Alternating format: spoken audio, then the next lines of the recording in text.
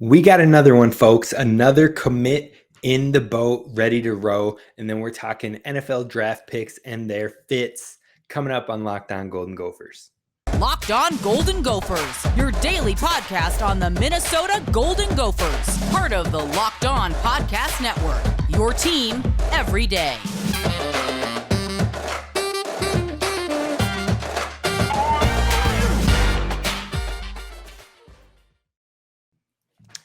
Welcome to the Locked On Golden Gophers podcast, part of the Locked On Podcast Network, your team every day. My name is Kane Rob. I'm host of the podcast, former collegiate football video coordinator and recruiting assistant, now here to talk Gophers with you each and every day. Be sure to check us out over on YouTube, hit that subscribe button, and we are going to get that community up and thriving. Now, this week we have an interview coming up with Ryan Burns. He'll be joining the podcast. We'll hit the hay on some topics. We'll answer some of the questions that you guys have presented forward. And then later in the week, we're going to have a crossover episode with our rivals over at Locked On Badgers. So be sure to tune in this week. Coming up in May, we have commits that are going to join us on the podcast, players that are going to join us on the podcast, and more. So be sure to follow wherever you get your podcasts. You can find us at Locked On Golden Gophers. So let's jump in, folks. It's a big one for us today. It's lots of football. And the first things first, we got another one. I mean, add another commit to the 2023 class. That is right. We have Prior Lake offensive lineman Greg Johnson, who officially committed. Now, Greg Johnson was offered just last week, and he committed within 24 hours. That's right. He committed within one day. Why is that? Because he knew where he wanted to be. He knows that we're building something special here, and he wanted to be home, a part of that something special. So we're super stoked to have him on board, but let's talk about him a little bit more. So he joins his teammate, high school teammate, Martin Owusu, both of them coming from Prior Lake, Minnesota, and they both will be joining the Golden Gophers. They both will finish up their spring or their senior year this upcoming season, and then they will be joining the Gophers shortly after that. So two guys from Prior Lake, you love to see it. We're keeping the guys at home. Great prospects, both 3-star guys. And I have a feeling that they could work their way up as far as how their recruiting ranking goes. Both of them have the talent to do that. Now, one thing that was great about Greg Johnson was he was vocal about wanting to be a Gopher even long before committing. I mean, I was surprised it took us this long to even offer him in the first place. He had stated earlier in this spring that if he was offered, he knows where he wants to be. He would heavily favor or consider the Gophers because he wanted to play at home. He stressed how he really wanted to be a part of the Big Ten football, but being a part of Minnesota in the Big Ten football just made it that much more special for him. Now, he's a 6'5", 280-pound offensive lineman, and he held offers from Iowa State, Wyoming, Air Force, so other big programs were still heavily looking into him, but he knew where he wanted to be. He knew he wanted to play in the Big Ten, and he wanted to stay home if at all possible. So we get to keep him home here, and that's great. Now, things about Greg Johnson that you like. You like that he's extremely physical, and he's a solid run blocker, which if you look at how the Gophers offense has played out over the past few seasons, running has been a very, very key part to our offense. Now, we've talked about and we've stressed that we have to get better in the pass game. We have to balance it out more as we saw in 2019, and it's coming, folks, but that doesn't take away from the fact that we still need to have a great run game, and that will be prioritized in this offense.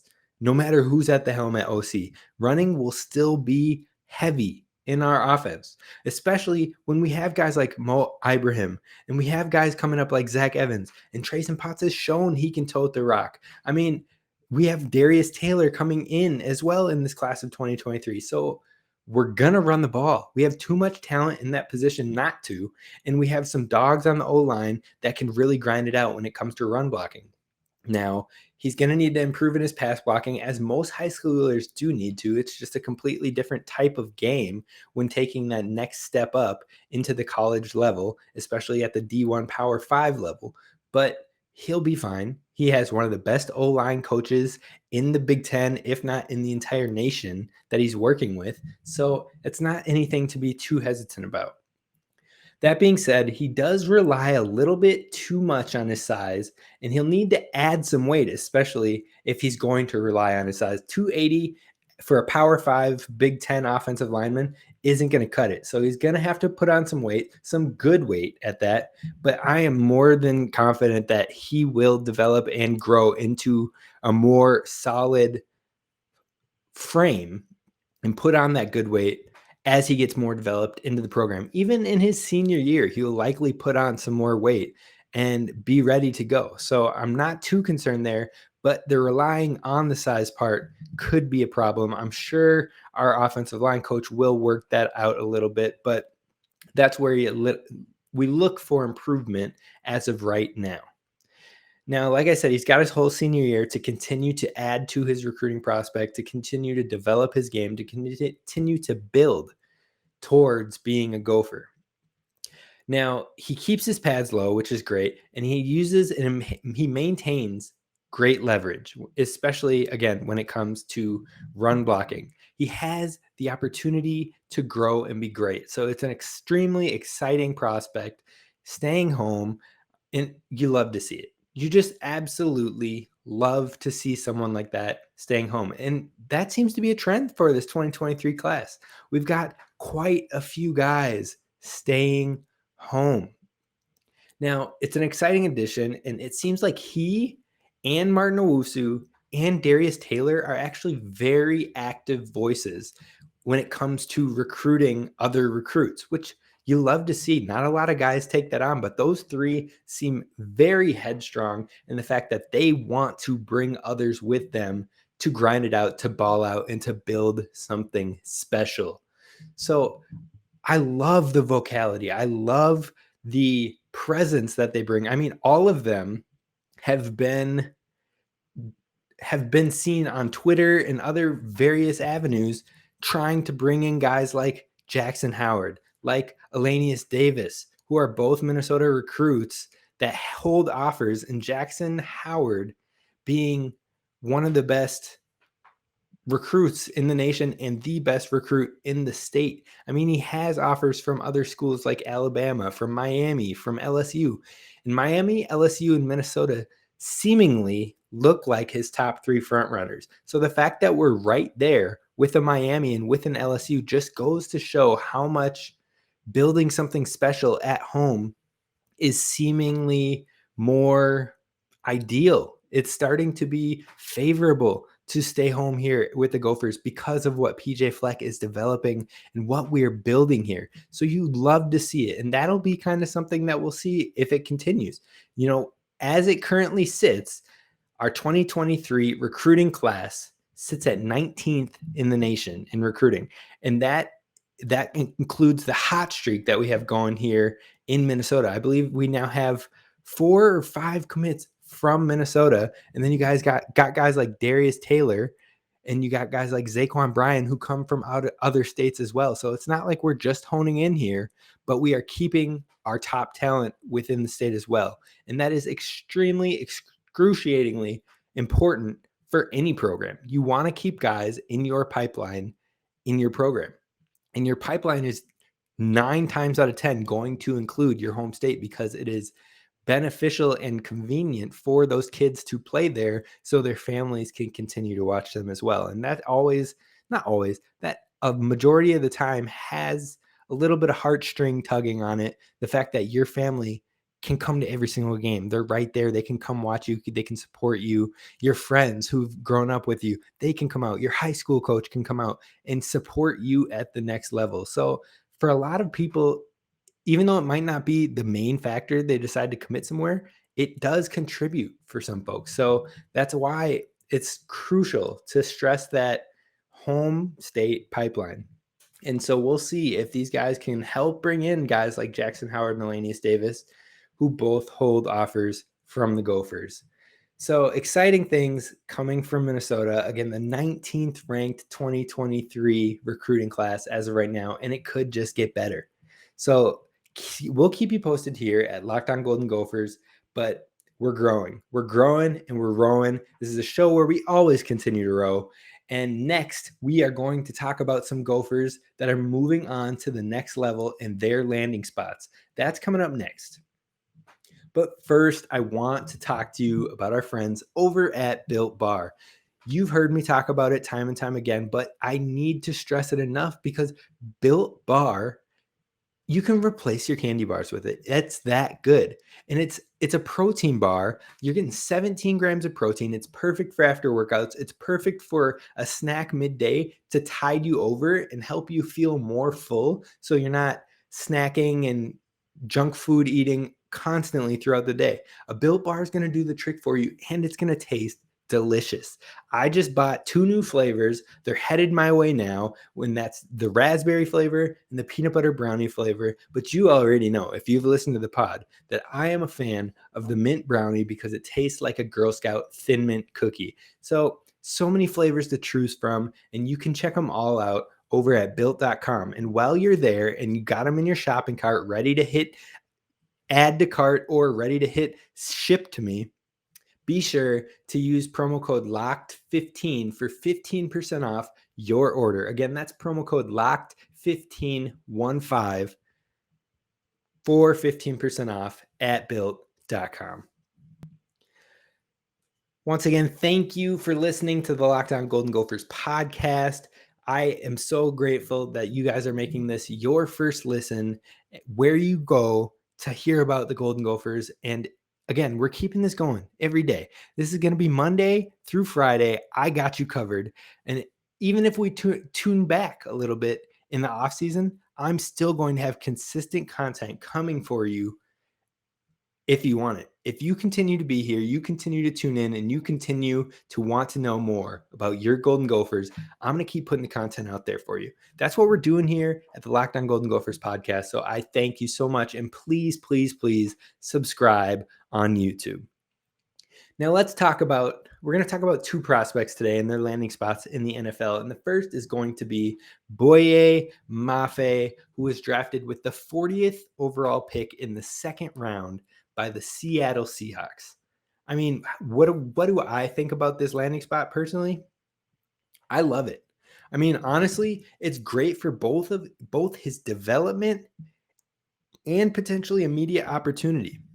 I mean, he doesn't have major names in front of him, or at least slated in front of him to play right now. In front of him currently on the roster is Darrell Taylor and J Collier on that left edge spot. Now, the right edge spot seems to be filled, or at least locked, with Owusu, who had 40 tackles, 5 sacks, 2 forced fumbles, and 1 interception last year. He's a younger player as well. He seemed to kind of lock in and take hold and take command of that edge spot, but the other edge spot is up for grabs. I mean, like I said, Darrell Taylor and J Collier are in front of him.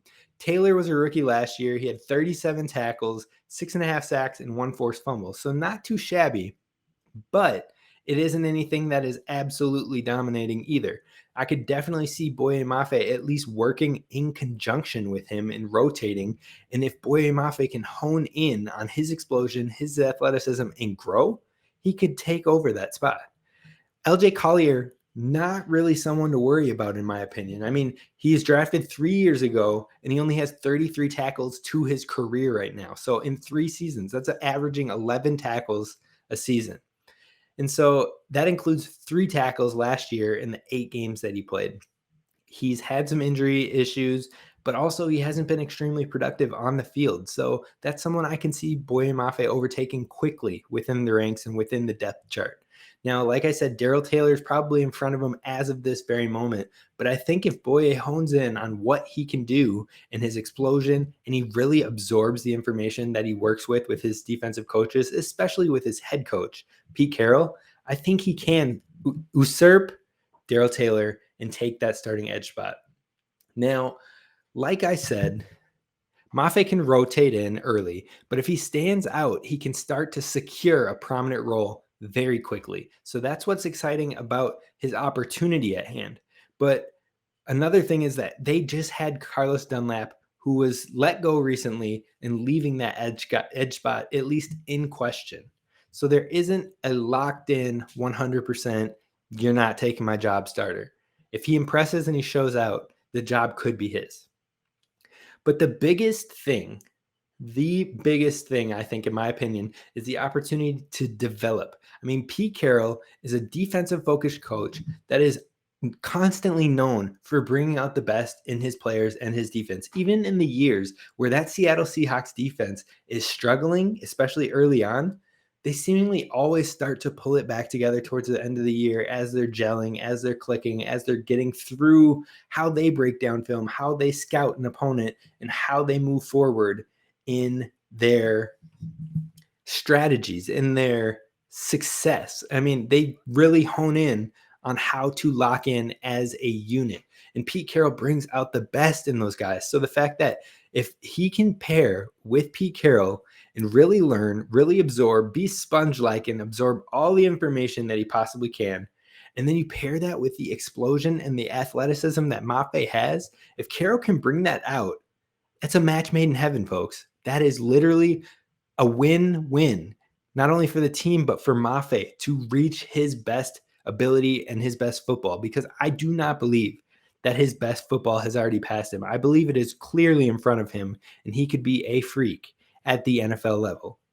Now, he has high draft investment. As I said, he was a second-round pick. So the fact that he has that high capital, it really allows him to be developed at his speed. If he doesn't take off right away in year one, that's fine. That is A-okay. Think of Rashawn Gary, who got worked in slowly. Year one, he got some reps. Year two, he got some important reps, started starting games. And then year three really took over, stepped up, and kind of filled the role for Zadarius Smith with the Packers.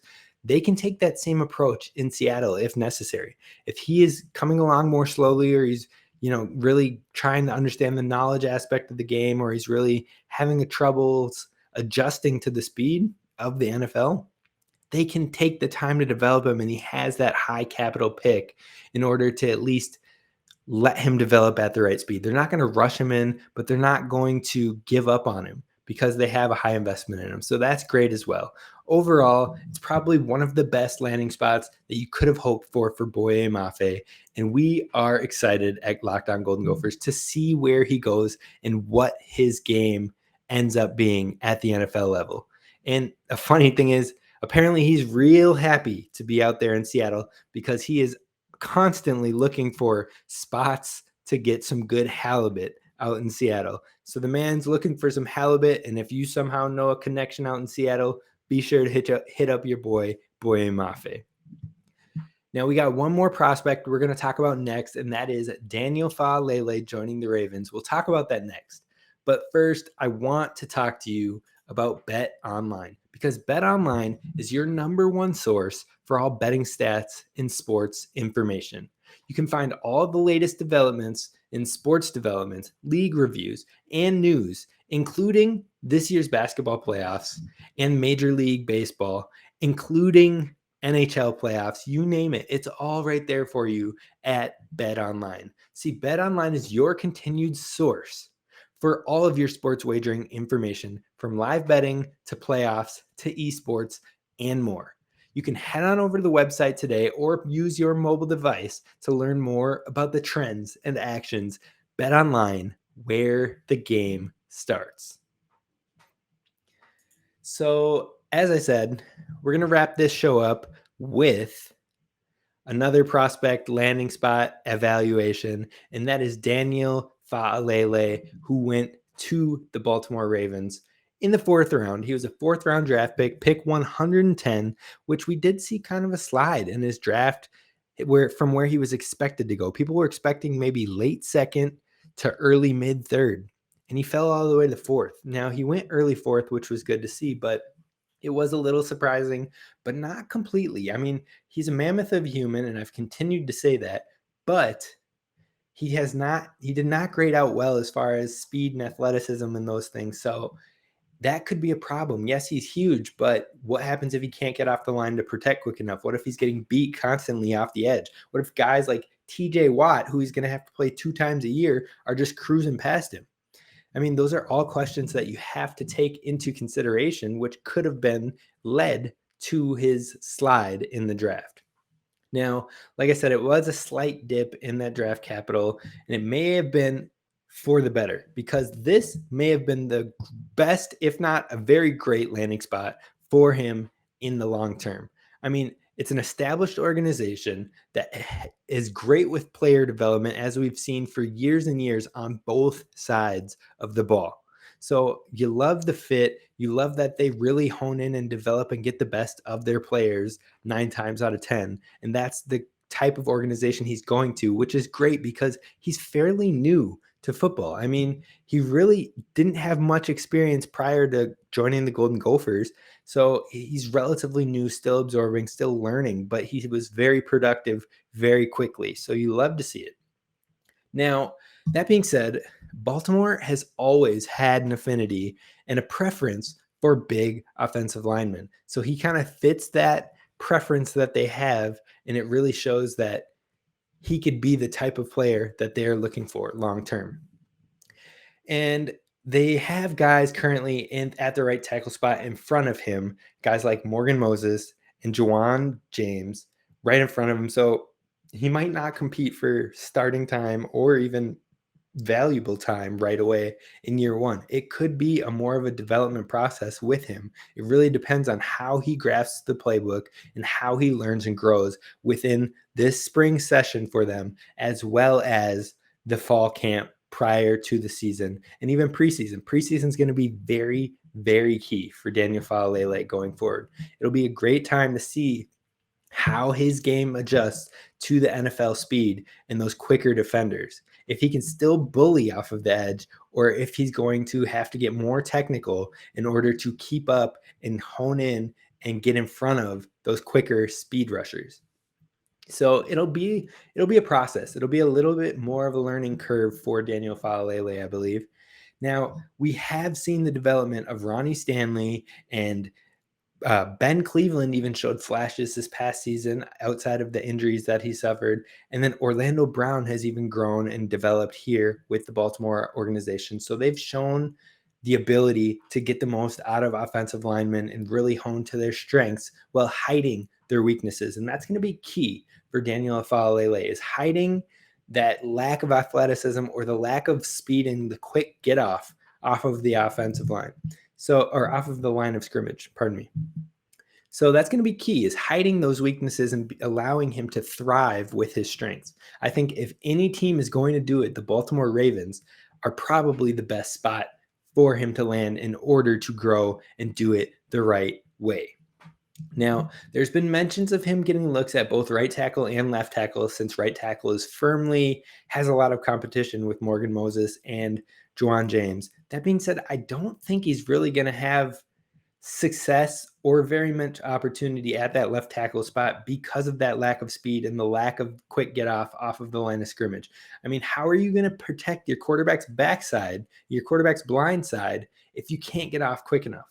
And we're talking about Lamar Jackson, who is going to at least need his blind side covered thoroughly. If he can see what's in front of him, he can scramble out and get himself out of spots. But if you're constantly getting beat on his backside, it's going to be dangerous. It's going to be tough. It's going to be something that won't be allowed to slide. So I don't see him working too much at the left tackle. I do believe he will move and hone in more on that right tackle side. So we'll see if they move some of those other guys, or if he really just hones and develops over this first year. And as those guys kind of fall off of their contracts, then he starts to take over in years 2 or 3. Now, like I said, I believe personally this is the best fit for Daniel Faalele. I think that John Harbaugh is established in that group, in that offense, in that defense, in that position, in that organization, and he's not going anywhere. He's got the right people in place to help his team grow on both sides of the ball. They always have studs that come out of the defense that nobody expects, and they always have rock solid production on the offense. Even when they lost all of their running backs to injury basically last year and brought guys off the streets, those guys were still productive last year. So you love the fit for Daniel Faalele. Can't wait to see what he does. And he gets paired with his old teammate and old roommate, Rashad Bateman, who will now step into the number one wide receiver slot after the Baltimore Ravens shipped off Marquise Brown to the Arizona Cardinals. So we're going to have Gophers stepping up left and right for the Baltimore Ravens. So that's going to be a team you want to tune into on your off Sundays where you get to chill around and watch some football. We can watch the Gophers on Saturdays, and then you can check out the Minnesota Vikings, of course, and the Baltimore Ravens on Sundays. That's going to do it for us today here at the Locked On Golden Gophers podcast. Again, tune in this week. We've got the big show with Ryan Burns, which you're all going to love. We got the crossover show with Locked On Badgers coming up this week. It's going to be a great time. It's going to be fun. Be sure to subscribe on YouTube and wherever you get your podcasts, just look for Locked On Golden Gophers, hit that follow button, and please leave a 5-star review. That helps others find our podcast, and it helps us grow here at Locked On Golden Gophers. That's what's going to do it for us today. This is Kane Rob signing off. I'll see you tomorrow.